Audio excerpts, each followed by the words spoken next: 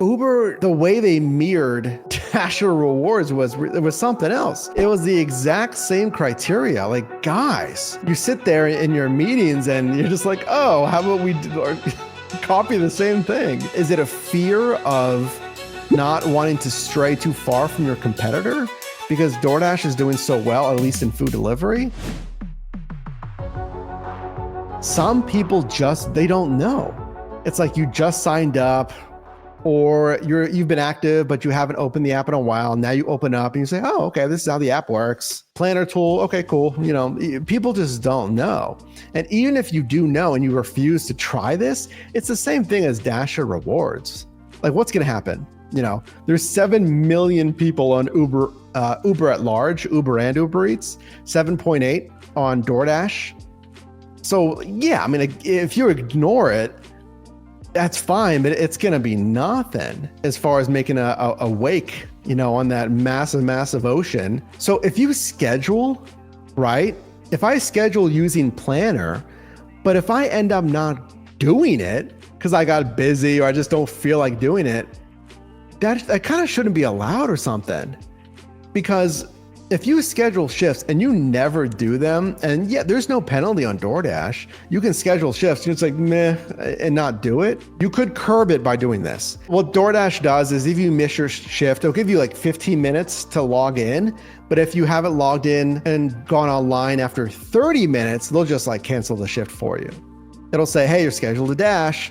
And then if you don't dash after 30 minutes, it says we've removed your shift because you failed to go online. There's no penalty there. So yeah, I mean, Uber Eats could do the same thing with Planner, that if people take those blocks, other couriers can't schedule it. If they don't go online within 15 minutes, give them a warning. But if you're not online after 30 minutes, you forfeit that shift. A block would open up again for someone else to schedule a shift. If you're missing like 70% or even 50% of your shifts, like listen, 50%, I understand things happen. Are people going to schedule because they know it guarantees them to be able to go online? And they're out of fear, they're going to schedule it to be like, I don't really know if I'm going to drive, but I might as well schedule it. And then I'm guaranteed. So if I do want to drive, I can go online. If I don't drive, there is zero penalty, right? If you're going to do stuff like this, and look, I just showed you Dasher Rewards has the advanced scheduling too. Okay, if you're going to do this, have some penalties for those outliers, the people that are scheduling and clogging up that and taking up those days and those shifts that they never drive. Is anyone concerned about this? You might not even be able to go online when you want unless you're scheduled and or if demand is high enough. That never has ever been a thing on Uber Eats. It's like Grubhub. You can go online at any time. You just go online. There's Dash Now, and there's, competitive, and Dash Now is not available a lot. What happens if you can't even go online with Uber Eats? Then you're sitting there waiting. Who can I go online with? Uber Eats or DoorDash? Is Grubhub going to see more drivers coming to their platform now? Grubhub would be the only major food delivery app where you can go online at any time. Look, these incentive programs are just carrots on a stick. And they're punishing you for not doing exactly what they want. I will say, I've been talking about this, is the movement into more micromanagement, and I gotta say, DoorDash, I don't like the move into more micromanagement with Dasher Rewards. It's like, it's walling off the higher paying offers. You don't have to sugarcoat it. It's obviously trying to influence driver and worker behavior. And look, I'll give you the unpopular opinion because I try to give you a neutral stance here. That's why you should subscribe here. From a company perspective, that's what you want to do, right? You do want to influence driver worker behavior. And you do that in part, with the bonus pay. Like, what is that for? It's to answer the supply and demand, move drivers around, stuff like that. So I get trying to influence, worker behavior. It's always that tightrope, of influencing worker behavior, but not edging into employments, but providing incentives, but not paying too much because they're trying to operate leanly and trying to profit, but also have happy workers and, not push it all on one of the three pillars: customers, merchants, and workers.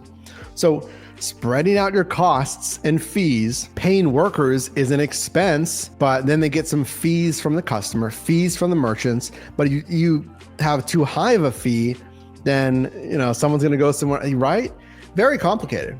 And I get frustrations from everybody. Think of that as well. Let's not forget this. Everyone's complaining. A customer is saying your fees are ridiculous. Like we all know, there's been like the memes and videos of like $6 sandwich. Awesome. Let me just buy this. And then it's like $36 as the joke because the fees are so high. Delivery fee, service fee, and this and that from the customer side. And then we've heard about merchants saying like, hey man, using these platforms, it's great because it drives business, but the fees are ridiculous. I have to increase my prices, but then the apps tell me I can't increase my prices too much. And then customers aren't going to pay to a degree if I increase my prices.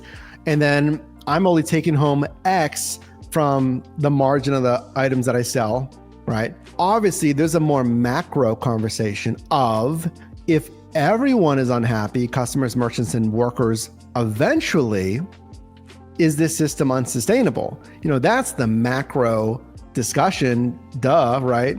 The companies are saying, no, this is how good our platform is and this and that. And there's others that say like, hey, this is not going to work eventually. That's why I tell you, don't put all your eggs in one basket. Also why I kind of tell you, don't rely on the gig work. I said that for years. I remember saying that shortly after I started and here on the channel.